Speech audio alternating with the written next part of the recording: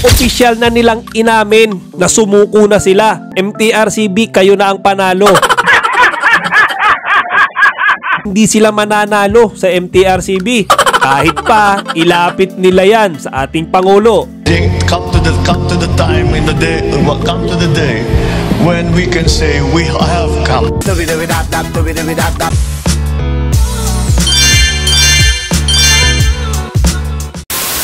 Magandang araw mga kachika, Rigel po ulit ang inyong Chika Patrol. Bago tayo magsimula mga kachika, inaanyayahan ko kayong mag-subscribe dito sa ating munting channel para palagi kayong updated sa mga latest at nagte-trending na showbiz balita. Sa wakas ay sumuko na rin ang pamunuan ng ABS-CBN at It's Showtime sa kanilang gera laban sa MTRCB. I surrender! Tama ang narinig nyo mga kachika, sumuko na sila dahil yung huling alas nila na mag-submit ng motion for reconsideration sa Office of the President hindi na nila tinuloy. Come to the time in the day, come to the day when we can say we have come. Kung ating babalikan mga kachika, nitong nakaraang linggo lang ay nagbigay ng advice etong si Senator Bong Revilla. Sabi niya, ilapit sa Office of the President etong issue na kinakaharap ng It's Showtime at ABS-CBN. Ngayon mga kachika, ang sabi ni Senator Bong Revilla, wag daw idamay yung mga staff and crew na wala naman daw kinalaman dito nga sa kalaswaang pagkain ni Vice at Ayon ng icing sa harap ng mga bata. Matapos makisawsaw dito ni Senator Revilla, pumutok ang chismis na lalaban pa itong It's Showtime at pamunuan ng ABS-CBN. Kumbaga, magsasubmit pa sila ng isa pang motion for reconsideration pero ididiretso na nila ito kay Pangulong Bongbong Marcos. Ngayon mga kachika, yan na yung last chance nila para mapigil o mabawasan yung inihatol sa kanilang 12-day suspension ng MTRCB. Ngayon sabi-sabi pa lang yan, chismis pa lang yan, pero kahapon nga, October 6, opisyal na nilang inamin na sumuko na sila. Tinaas na nila yung puting bandera, kumbaga, surrender na kami. MTRCB, kayo na ang panalo. Tinatanggap na namin yung 12-day suspension na ipinataw nyo sa amin. Babasahin ko mga kachika yung official na statement dito ng pamunuan ng ABS-CBN. After careful consideration, ABS-CBN has decided not to appeal to the Office of the President the decision of the MTRCB on It's Showtime and instead serve the 12-day suspension starting October 14. We respect the authority of MTRCB, but we humbly maintain that the program did not break any pertinent law. Our heartfelt thanks to our viewers for their unwavering love and support for It's Showtime, which will return on October 28, stronger and better than ever. Maraming salamat, madlang people. Diyan sa ipinahayag nila na yan mga kachika, kitang-kita naman natin na talagang alam nila na hindi sila mananalo sa MTRCB. Kahit pa ilapit nila yan sa ating Pangulo. Come to the time in the day, come to the day when we can say we have come. Tignan nyo yung Chief Presidential Legal Advisor ni Pangulong Bongbong Marcos si ex-Senator Juan Ponce Enrile, na alam naman natin na may galit kay Vice Ganda. Naalala nyo ba yung dating video na inilabas nila sa SMNI kung saan galit na galit to si Enrile na sinabi niyang talagang bastos na bastos siya kay Vice Ganda. Vice Ganda. Iniisip mo, akala mo maganda yung ginagawa mo pero bastos ka. Ngayon, siguro naisip ng ABS-CBN na kahit ilapit pa natin to sa ating presidente, delikado to.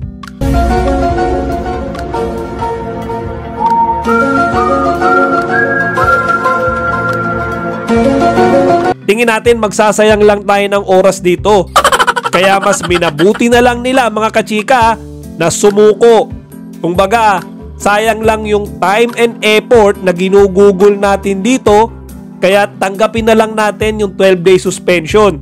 Ngayon walang ibinalita dito mga kachika kung sasahuran ba nila yung mga staff and crew nga na dadamay dito sa ginawang kalokohan na to ni Vice at Ayon.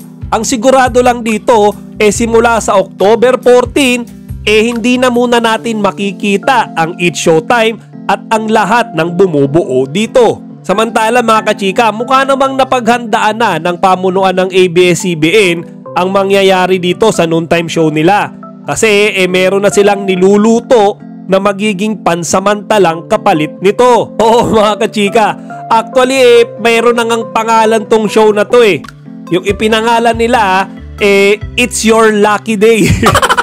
So parang katunog din ng It's Showtime, di ba? It's Your Lucky Day. So bakit ba merong word na lucky? Kasi yung magiging lead host dito mga kachika si Lucky Manzano. At yung sinasabing mga magiging kasamahan nito ay sina Robby Domingo at si Melay Cantiveros. Sa kasalukuyan wala pa namang official announcement tungkol nga sa magiging pansamantalang kapalit na ito ng It's Showtime, pero panigurado bago mag-October 14 ipapakilala nila itong pansamantala nga na papalit sa It's Showtime. Ngayon mga kachika, ito ang mainit na usap-usapan ngayon Kumbaga yung pamunuan ng ABS-CBN tinanggap na yung kanilang kaparusahan na 12-day suspension, pero hindi naman sila humingi ng sorry. Oo mga kachika, si Vice Ganda o kahit sinong host sa It's Showtime na involved nga doon sa pagkain ng icing na yon, kung sino man ang mga responsableng producers sa It's Showtime, mga kachika, wala ni isa sa kanila ang nagpahayag ng kanilang paghingi ng paumanhin. Walang nag-public apology, walang lumapit kay Chairperson Lala Soto para aminin yung nagawa nilang kasalanan. Walang ganon mga kachika. Hindi ko po ma-assure na hindi ko po kayo masasaktan ulit. Basta nagbigay lang sila ng kanilang official statement na hindi na nga nila ilalapit pa sa Office of the President itong krisis na kinakaharap nila laban sa MTRCB. So mga kachika, minsan napapaisip din tayo Kumbaga parang alam nyo, contradicting nga itong pag-urong nila sa laban na to. Kumbaga tinanggap nila yung kaparusahan na yon. Kumbaga, doon sa point na ito, official na silang nag-concede sa MTRCB, nagpakumbaba sila. Sige MTRCB, sige Chairperson Lala Soto, kayo na yung panalo. Pero walang na umaamin sa kahit anong kasalanan. Walang humihingi ng kapatawaran. Alam niyo yun mga kachika, walang nagsisisi. Walang nagpa-public apology. Gusto ko pong humingi ng pasensya. Para sa akin, nandun pa rin yung pride at ego na pinangahawakan ng ABS-CBN management at ni Vice Ganda sa simulat sa pool pa lamang. Kaya siguro gano'n na lang yung init sa kanila ng MTRCB board members mga kachika Diba nga, sa 30 na board members ng ahensya, 27 yung nagsabing, sige na, suspindihin na yan. Habang 3 lang yung nagsabi na pagbigyan pa ang It's Showtime. 30 miyembro ng board na nag-review at nagdesisyon sa MR o Motion for Reconsideration, 27 ang bumoto na i-deny ang MR. Kasi nga, masyado silang matitigas. Ngayon mga kachika, inaabangan ko kung maglalabas ba ng saloobin etong mga It's Showtime host, particular na si Vice Ganda, dito nga sa MTRCB bago sila huminto sa pag-ere sa October 14. Kasi hanggang ngayon mga kachika